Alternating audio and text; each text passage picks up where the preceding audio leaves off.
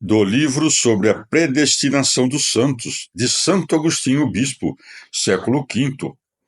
Jesus Cristo da linhagem de Davi, segundo a carne. Esplêndida luz da predestinação e da graça é o próprio Salvador, o mediador entre Deus e os homens, o homem Cristo Jesus.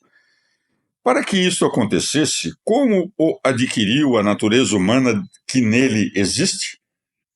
Com que precedentes, méritos de obras ou de fé? Respondam-me, por favor. Aquele homem, para ser assumido na unidade de pessoa pelo Verbo coeterno com o Pai e ser o Filho unigênito de Deus, o que fez para merecê-lo? Qual o bem que precedeu? Que fez antes, que acreditou, que pediu para chegar a esta indizível excelência? Na verdade, não foi pela ação do Verbo, ao assumi-lo, que este mesmo homem, desde que começou a existir, começou a ser o Filho único de Deus?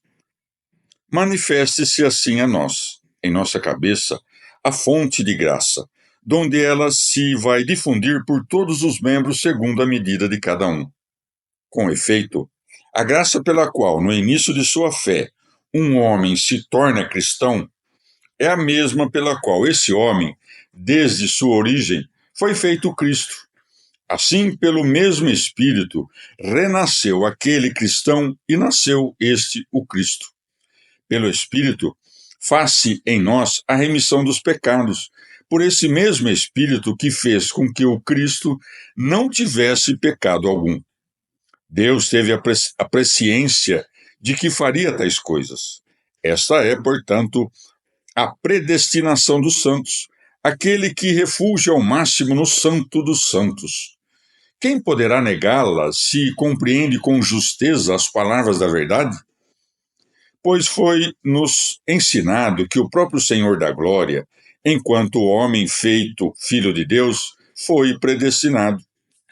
Jesus foi predestinado. Ele que haveria de ser o Filho de Deus, o Filho de Davi, segundo a carne, haveria de ser também, segundo a virtude, Filho de Deus segundo o Espírito de Santidade, porque nasceu do Espírito Santo e da Virgem Maria. É esta a singular assunção do homem pelo Deus Verbo, que se realizou de modo inefável, a fim de que o Filho de Deus e, ao mesmo tempo, Filho do homem, a saber, Filho do homem por causa da humanidade assumida e Filho de Deus por causa daquele que assumia, fosse verdadeira e propriamente dito o Deus unigênito. Que não acontecesse termos de crer numa quaternidade e não na trindade. A natureza humana foi predestinada a tão imensa, sublime e máxima elevação, que não tem por onde mais se elevar. Assim como a própria divindade não encontrou meios de se rebaixar mais por nós do que aceitando a natureza do homem, com a fraqueza da carne até a morte da cruz. Assim como foi predestinado o único para ser nossa cabeça, assim também, embora muitos, nós somos predestinados para sermos seus membros. Calem-se aqui os méritos humanos, mortos por Adão, e reine aquela que reina, a graça de Deus por Jesus Cristo, nosso Senhor, único Filho de Deus, um só Senhor.